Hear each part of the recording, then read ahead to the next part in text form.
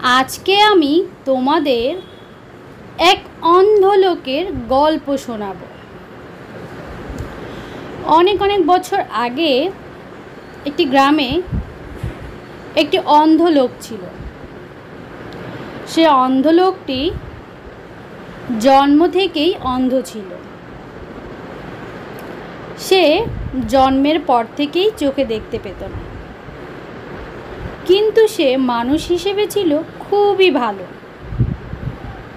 সে খুবই ভালো একজন মানুষ ছিল এবং সে যে গাঁয়ে বাস করত সে গাঁয়ের মানুষজনের কাছেও সে খুব ভালো মানুষ হিসেবে পরিচিত ছিল।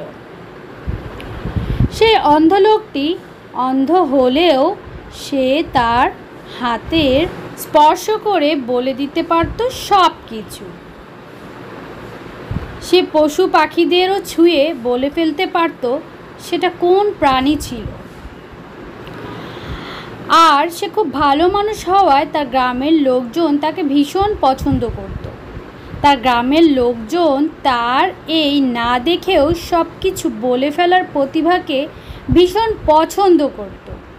আর তারা তাই তাকে সব সময় বাড়িতে খাবার খাওয়ার জন্য দাওয়াত করত। আর গ্রামবাসীরা তাকে দাওয়াত করে বিভিন্ন রকমের খাবার খেতে দিত আর তাকে জিজ্ঞেস করত সেটা কি খাবার। অন্ধ লোকটি বলে ফেলতে পারত আর এই ব্যাপারগুলো গ্রামবাসীরা ভীষণ পছন্দ করত। তো ওই গ্রামেরই একটি লোক ছিল যে কিনা অন্ধ লোকটিকে খুব বেশি পছন্দ করত না।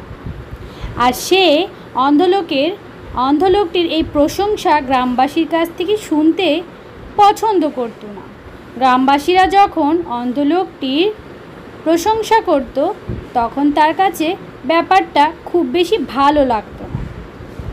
তো একদিন সে সেই অন্ধ লোকটিকে হেয় করার জন্য, ছোট করার জন্য সে তার নিজের বাসায় দাওয়াত দেওয়ার চিন্তা করল। আর সে মনে মনে ভাবল সে অন্ধ লোকটিকে দাওয়াত দিয়ে হেনস্থা করার চেষ্টা করবে। যেই ভাবা সেই কাজ।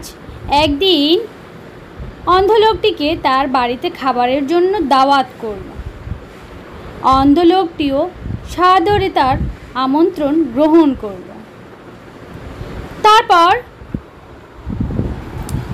সেই লোকটির বাসায় দাওয়াত খাওয়ার জন্য অন্ধ লোকটি উপস্থিত হলো। আর লোকটিও তাকে ভালো ভালো খাবার গ্রহণ করার জন্য আমন্ত্রণ জানালো। সেই দিন সেখানে গ্রামের কিছু লোকও উপস্থিত ছিল। খাবার দাবার শেষ করে সবাই হাসি ঠাট্টা তামাশা করছিল। লোকটি তখন একটি প্রাণী নিয়ে আসলো। প্রাণীটি ছিল একটি সিংহ শাবক, সিংহের ছোট্ট একটি বাচ্চা।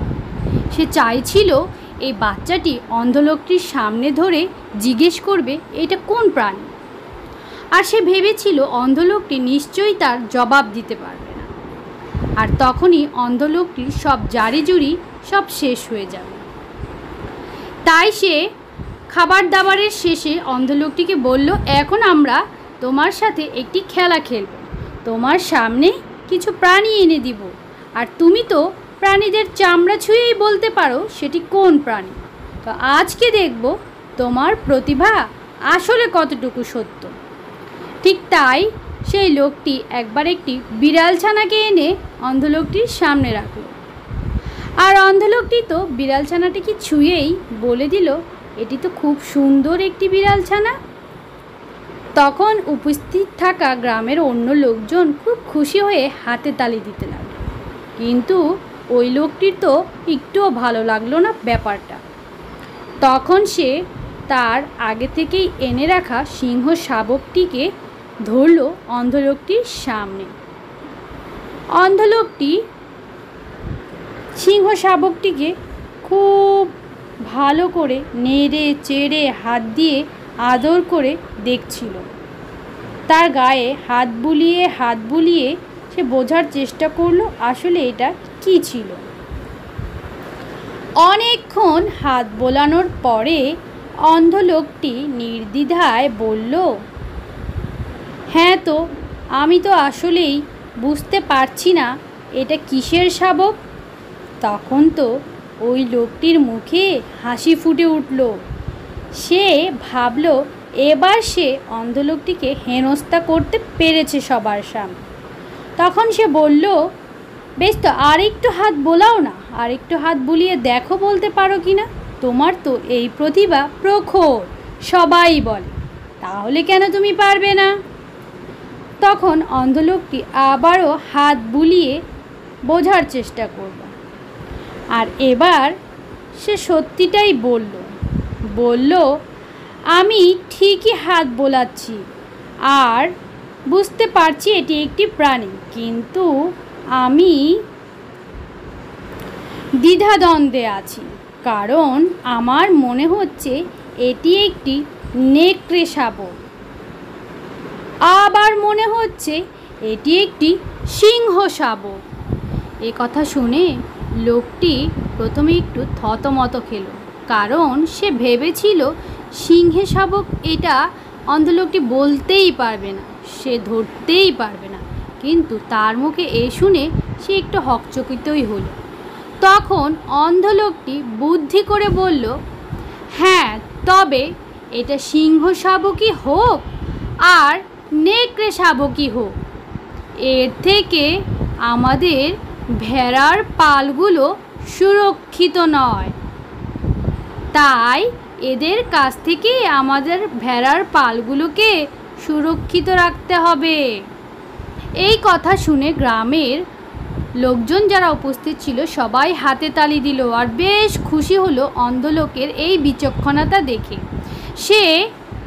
সেটা কি সিংহ শাবক ছিল কি নেকড়ে শাবক ছিল তা বলতে না পারুক, কিন্তু সে বুঝতে পেরেছিল ঠিকই এটি একটি হিংস্র প্রাণী, যার কাছে আমাদের পোষা প্রাণীগুলো সুরক্ষিত নয়।